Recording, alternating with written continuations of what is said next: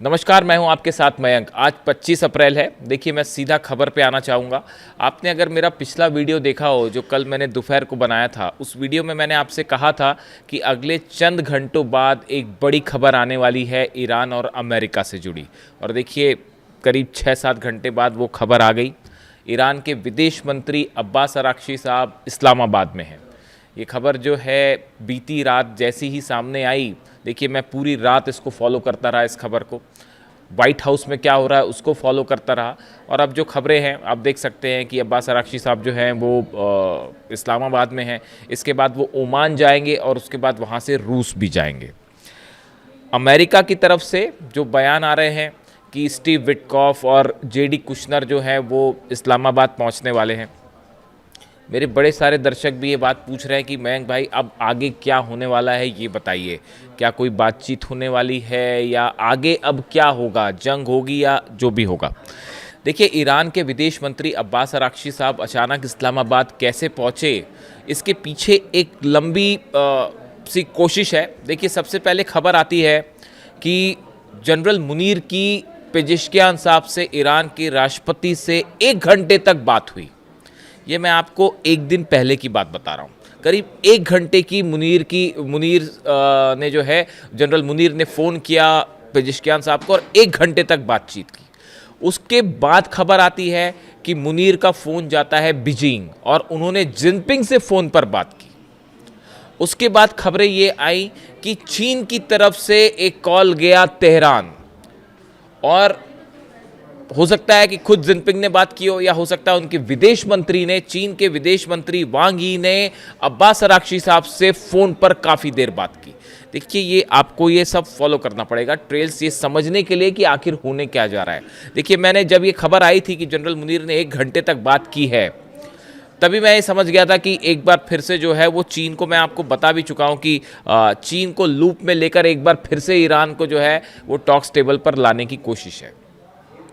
इस समय जो हालात हॉर्मूज में हैं उसमें आप ये बात समझिए कि चीन को बड़ा नुकसान हो रहा है इस लिहाज से, क्योंकि उसके जितने शिप्स पहले निकल रहे थे अब उतने नहीं निकल रहे हैं, क्योंकि हालात तनावपूर्ण है, कम निकल रहे हैं। चीन के शिप्स निकल रहे हैं वहाँ से, लेकिन जितनी संख्या में जब ओपन था पूरी तरफ से हॉर्मूज, उतने शिप्स अब नहीं निकल पा रहे। ऑब्वियस सी बात है कि तनाव है वहाँ पे। तो ऐसे हालात में ये बात तो साफ है कि ऑयल के लिहाज से, सप्लाई के लिहाज से चीन को नुकसान हो रहा है। अब इस बीच में जो खबरें हैं, जो डिफेंस एक्सपर्ट्स ये बात कर रहे हैं और जो खबर है, देखिए ईरान की तरफ से बात साफ कर दी गई है कि ये किसी तरह की कोई डील को लेकर कोई बातचीत नहीं होने जा रही है। और पर्दे के पीछे ऑफ द रिकॉर्ड्स भी अगर कोई बातचीत होती है तो किसी डील को लेकर कोई बातचीत नहीं होने वाली है। अगर किसी तरह की कोई चर्चा होती भी है विदेश मंत्री के साथ, ईरान के विदेश मंत्री के साथ, तो वो सिर्फ इस मुद्दे पर हो सकती है कि आगे के दौर की क्या कोई बातचीत की जाए या नहीं। देखिए, इस बात को समझिए, 2 अलग अलग चीज है। इस मुद्दे पर बात करना कि आगे कैसे बात होगी या बात करनी है या नहीं, इसका मतलब किसी डील पर कोई बातचीत होने जा रही है, ऐसा कतई नहीं है। अमेरिका की तरफ से क्या बयान आया है कि स्टीव विटकॉफ और कुशनर आ रहे हैं, जेडी वेंस नहीं आ रहे हैं। कुशनर और स्टीव विटकॉफ के लेवल पर कोई चर्चा नहीं हो सकती, कोई डील नहीं हो सकती। यानी ये अगर किसी भी तरह का कोई मैसेज का आदान प्रदान होता भी है तो वो सिर्फ इस मुद्दे को लेकर हो सकता है कि अगले दौर की बातचीत किस गाइडलाइन पर की जाए, बातचीत कैसे की जाए। एक बहुत ही सुपरफिशियल मामला है, इसमें कोई बड़ी डील नहीं होने जा रही। जो जिस तरह की खबरें आपने कई जगह देखी होगी, देखिए ऐसा है, जो समझ कह रही है फिलहाल, जो इंटरनेशनल एक्सपर्ट्स बता रहे हैं कि शायद चीन के कहने पर ईरान इस बात के लिए राज़ी हुआ कि ठीक है, हम एक बार जाके इस बात पर चर्चा कर सकते हैं कि आगे मुलाकात कब करनी है, डील नहीं। ईरान ने ये बात तय कर दी है कि यूरेनियम के मुद्दे पर तो अब बात ही नहीं होगी। आप बातचीत करें ना करें, डील करें ना करें, अब यूरेनियम के मुद्दे पर वो हिस्ट्री हो गई। अब ईरान यूरेनियम पर कोई बात नहीं करेगा, परमाणु प्रोग्राम पर कोई बात नहीं करेगा, चाहे जेडी वेंस आ जाए, चाहे डोनाल्ड ट्रंप खुद आ जाए। ये बात साफ है। इसलिए ये ऐसा कतई सोचने की ज़रूरत नहीं है कि इस्लामाबाद में बातचीत से कोई डील हो जाने वाली है। बिल्कुल बेसलेस बात है। हकीकत जानते हैं आप क्या है? हकीकत ये है कि ईरान के सेना प्रमुख अहमद वाहिदी साहब अमेरिका के निशाने पर हैं, डोनाल्ड ट्रंप के निशाने पर है। हकीकत ये है, व्हाइट हाउस में एक बड़ी बैठक हुई, जो मेरी जानकारियां कह रही हैं व्हाइट हाउस में एक बड़ी बैठक होती है, उस बैठक में डोनाल्ड ट्रंप शामिल थे, जितने सुरक्षा अधिकारी बड़े सेना के अधिकारी थे वो शामिल थे। उसमें डोनाल्ड ट्रंप ने ये पूछा कि आखिर ये बताइए कि ईरान बात करने के लिए तैयार क्यों नहीं होता, ईरान झुकने को अब भी तैयार क्यों नहीं हो रहा, क्या वजह है। डोनाल्ड ट्रंप को बताया गया आईआरजीसी के चीफ है अहमद वाहिदी, जो 1 इंच भी झुकेंगे नहीं। उसके बाद एक बड़ा प्लान तैयार हुआ है, जैसी खबरें हैं सूत्रों से, कि अहमद वाहिदी साहब ईरान के सेना प्रमुख अब अमेरिका के निशाने पर हैं और उनको लेकर एक बड़ा असैसिनेशन की कोशिश हो सकती है। 2 तरह का प्लानिंग है अमेरिका की, एक कि आप वॉर करते हुए हमले करें, उसका भी प्लान मैं आपको बता देता हूं कि कैसे क्या डेवलपमेंट्स हो रहे हैं, और दूसरा है कि आइसोलेशन में असैसिनेशन अटैम्प्ट किया जाए अहमद वाहिदी साहब के ऊपर। देखिए, मैं आपको पहले ही बता चुका हूँ, अहमद वाहिदी साहब वो शख्स हैं जो कासिम सुलेमानी साहब थे ईरान के जनरल, उनके स्कूल्स ऑफ मिलिट्री से निकल के बाहर आए हैं। यानी कहने का मतलब ये है कि उनके ही सिद्धांतों को, उनकी ही स्ट्रैटेजी को, उनकी ही पॉलिसी को, उनकी ही रणनीति को फॉलो करके अहमद वाहिदी साहब आगे बढ़े। जो कासिम सुलेमानी साहब ने चीज़ें तैयार की थी, प्लान तैयार किया था, जो वो सोच रखते थे, तो डोनाल्ड ट्रंप जब कासिम सुलेमानी साहब से इतने बुरी तरह से परेशान थे कि उनका असैसिनेशन करना पड़ा, तो उसी लाइन पे अब अहमद वाहिदी साहब भी है। तो वो इतना 1 इंच भी नहीं झुकेंगे डोनाल्ड ट्रंप के सामने और अमेरिका के सामने, ये बात तो तय हो चुकी है। यूरेनियम पर कोई बात नहीं होगी। ईरान के सेना प्रमुख ने, आईआरजीसी के प्रमुख ने ये कह दिया है कि अब बातचीत हो ना हो, यूरेनियम और परमाणु के मुद्दे पर तो अब हम कोई बात ही नहीं करेंगे, चाहे जो करना पड़ जाए। तो ये बात जो है डोनाल्ड ट्रंप को समझा दी गई कि ऐसा है कि अहमद वाहिदी जो हैं, उनके रहते तो हम कुछ नहीं कर सकते। तो इसीलिए एक बड़ा प्लान तैयार हुआ है उनकी असैसिनेशन का, और जिसको लेकर अच्छा खासा अलर्ट है, और ये बात ईरान तक भी है, ईरान भी इस बात को अच्छे से समझ रहा है, रूस भी समझ रहा है। इसके अलावा देखिए, जो बड़ी खबर है, बताया जा रहा है कि एक हमले का प्लान फिर तैयार कर लिया है अमेरिका ने, कि अगर किसी तरह का, देखिए इस बीच एक इम्पॉर्टेंट बात यह है, 2 बड़े डेवलपमेंट हैं। कल मैं डोनाल्ड ट्रंप को सुन रहा था, रात को जो स्टेटमेंट्स आए उनके, वो सब मैं सुन रहा था कि कहाँ से क्या बयान आता है। मैंने पीट हेग्सेथ जो है रक्षा मंत्री, उनके भी बयान सुने।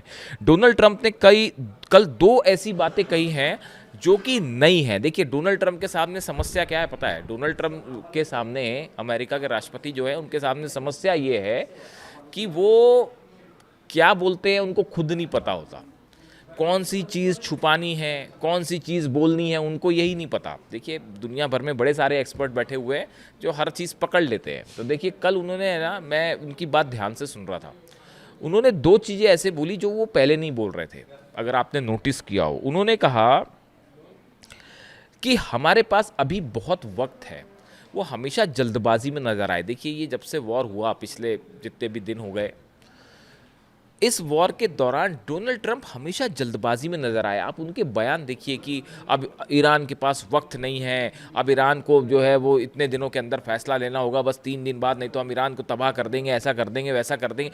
यानी वो हमेशा एक हड़बड़ाहट में दिखाई दिए। लेकिन कल उन्होंने बयान दिया कि हमारे पास वक्त है, हम जो है वो हॉर्मूज़ पर हमारे पास बहुत टाइम है। यानी इसका मतलब ये हुआ कि अमेरिका की सेना ने कोई ऐसा, ये स्ट्रैटेजी चेंज है, अमेरिका के सेना का कोई ऐसा प्लान है कि ये हॉर्मूज़ वाले मामले को जल्दी ज़्यादा दिनों तक खींचा जाए, ऐसा लगता है एज ऑफ नाउ। हो सकता है कोई मिलिट्री स्तर पर ये फैसला हुआ हो, उसकी क्या वजह है वो भी हम बात करेंगे। और दूसरी बात उन्होंने कही कि ईरान हमें कोई प्रस्ताव देना चाहता है। इस तरह का उनका बयान, अब्बास अराक्ची साहब का इस्लामाबाद आना, इसको लेकर कई स्पेकुलेशन है कि क्या ऐसा कोई डेवलपमेंट है कि अब ईरान ने अपनी शर्तों पर यह बात आगे रख दी है कि अगर आप बातचीत करना चाहते हैं तो अब हमारी ये शर्तें हैं, अगर आप इन पर कायम रहते हो तो हम बातचीत करेंगे, वरना हम बातचीत नहीं करेंगे। हो सकता है ऐसा, हो सकता है, संभावना है कि जिनपिंग ने कहा हो ईरान से कि एक बार बात करके देखिए क्या होता है, और चीन के कहने पर जो है एक बार फिर से ईरान जो है वो बातचीत किस तरह से हो इसको लेकर हो सकता है तैयार हुआ हो। लेकिन जो सोर्सेस ये कह रहे हैं कि इसकी संभावना है कि ईरान ने अब अपनी शर्तें सामने रख दी हैं कि अगर आप इन शर्तों को मानते हैं तभी हम बात करेंगे, वरना बात शुरू भी नहीं होगी। डील दूर की बात है। मैं आपको जो बार बार समझा रहा हूं, दो स्तर होते हैं, एक बातचीत शुरू करनी है कि नहीं, इस पे चर्चा अलग बात है, और डील तो बहुत दूर की कौड़ी है साहब। डील भूल जाइए, अभी डील होने वाली नहीं है, होएगी नहीं। I am very clear about it. Ali Khamenei साहब भी बता के गए थे कि अमेरिका से डील हो ही नहीं सकती, और आज उनकी बात सच साबित हो रही है। वो ऐसे ही सुप्रीम लीडर नहीं थे। अमेरिका के जितने विदेश नीति के एक्सपर्ट्स बैठे हुए हैं ना, वो सब के सब अली खामेनी साहब के सामने बुरी तरह से फेल है। आप देखिए हर स्तर पर, चाहे मिलिट्री के स्तर पर, चाहे विदेश नीति के स्तर पर, चाहे अपनी कल्चर संस्कृति के बारे में जो अली खामेनी साहब के विचार थे, हर मामले में अमेरिका पर भारी थे वो अकेले। 40 साल तक घुटनों पे रखा उन्होंने अमेरिका के 6 राष्ट्रपतियों को, और आज ये सोचते हैं कि किसी तरह से जो है वो अभी भी नहीं समझ में आई बात की जो 40 साल में नहीं कर पाए, वो डोनाल्ड ट्रंप डरा धमका के क्या कर लेंगे अमेरिका से, ईरान से क्या करवा लेंगे, कुछ नहीं करवा सकते। तो देखिए, हो सकता है कि ये बात हो कि ईरान ने अब अपनी शर्तें रख दी हो सामने। ये ऐसा इस तरह के हिंट मिलते हैं डोनाल्ड ट्रंप के बयानों से, लेकिन देखिए हकीकत ये है, Qeshm island, Larak, Hormuz, Abu Musa, Bandar Abbas, Kharg, ये 6 जगहों पर बड़े हमले का प्लान तैयार है। केशम आइलैंड वो जगह है जहां से ईरान छापामार युद्ध करता है, यानी कि ये जो अचानक से हमले करना है इसका पूरा कंट्रोल केशम आइलैंड से होता है। लद्दाख आइलैंड है, यहाँ पर द्वीप जो है लद्दाख का, अंडरग्राउंड मिसाइल्स हैं, यहाँ पे जितनी स्ट्रैटेजिक मिसाइल्स हैं वो लद्दाख द्वीप के आसपास लगा रखी हैं। हॉर्मुज में हॉर्मुज आइलैंड है, हॉर्मुज जो है स्ट्रेट ऑफ हॉर्मुज, उसमें एक हॉर्मुज द्वीप भी है। वहाँ पे जितनी छोटी बोट है जिससे डोनाल्ड ट्रंप परेशान है, वो छोटी बोट्स का पूरा हब जो है वो हॉर्मुज में है। अबू मूसा ये वो जगह है आइलैंड जहाँ से जहाज़ों की निगरानी होती है, कौन सा जहाज़ आएगा, कौन सा जहाज़ जाएगा। बंदर अब्बास तो नेवी का हेडक्वार्टर है, आप जानते ही हैं, और खार्ग से 90% ऑयल ईरान का एक्सपोर्ट होता है। ये वो 6 जगह हैं जहाँ पर सीधा हमले की तैयारी है, और बताया ये भी जा रहा है कि शायद इसका फैसला भी हो चुका था, लेकिन फिर ये सोचा गया कि भाई ज़्यादा नुकसान हो जाएगा पलटवार में, इसलिए इस प्लान को एक बार देखिए। वो हकीकत ये है कि ये डोनाल्ड ट्रंप ने प्लान को ओके कर दिया था, लेकिन पुतिन की खुफिया एजेंसी केजीबी ने इसकी जानकारी दे दी ईरान को। हकीकत ये है, और वो प्लान उनको चेंज करना पड़ गया। ये हमले 3 से 4 दिन पहले होने वाले थे। जो मेरी इन्फॉर्मेशन है उसके मुताबिक ये हमले 3 से 4 दिन पहले हो जाते, लेकिन रूस ने जानकारी जो है ईरान को दे दी, और ईरान ने उसके हिसाब से अपनी तैयारी शुरू कर दी थी, इसलिए ये हमला टालना पड़ा। अब फिलहाल देखिए चीन की तरफ से ये कहना अपने नागरिकों को कि या तो आप ईरान में हैं तो आप छिप जाइए, और या फिर छोड़ दीजिए।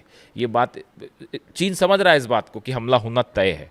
देखिए, हम अगर पिछले कुछ दिनों की बात करें, जब से हॉर्मुज में तनाव है और अमेरिका और ईरान की सेना आमने सामने है, तो 187 शिप्स जो हैं वो हॉर्मुज को पार किया, जो ईरान ने पार करवाए हैं, और इसमें से 25% जो हैं वो चाइना के शिप्स हैं। यानी देखिए बड़ी संख्या में अब भी चाइना जा रहा है ईरान का तेल, लेकिन उस तरह से नहीं जा रहा जिस तरह से पहले जाता था। इसलिए जो चाइना का मैन्युफैक्चरिंग हब है उस पर बड़ा संकट मंडरा रहा है। इसीलिए ऐसा लगता है कि चीन ने इनिशिएट किया इस बात को कि एक बार बात की जाए। उसके अलावा देखिए बेन गुरियन एयरपोर्ट इजराइल से बड़े डेवलपमेंट है। यहाँ पे बड़ी संख्या में अमेरिका के रिफ्यूलिंग प्लेन्स पहुँच गए हैं, जो कि हवा में ईंधन भरते हैं जहाज़ों में, फाइटर जेट्स में। यानी आप देखिए ये जो कुछ तैयारियाँ हो रही हैं, इससे ये बात साफ है कि एक बड़े हमले की तैयारी है, और वो पूरी हो चुकी है। अमेरिका ने हमले की तैयारी पूरी कर ली है, उधर से ईरान ने पूरी कर ली है तैयारी। लेकिन इस बीच ये आज इस्लामाबाद में क्या होता है, इस पर हमारी नज़र रहेगी। इससे जुड़ा जो भी अपडेट होगा वो मैं फ़ौरन आप तक पहुंचाऊंगा। लेकिन इस बात के लिए आश्वस्त रहिए, ईरान किसी तरह की कोई डील नहीं करने जा रहा है, और अगर किसी तरह की बातचीत भी होती है तो वो पूरी तरह से ईरान की शर्तों पर होगी। वीडियो कैसा लगा बताइए। Thank you so much.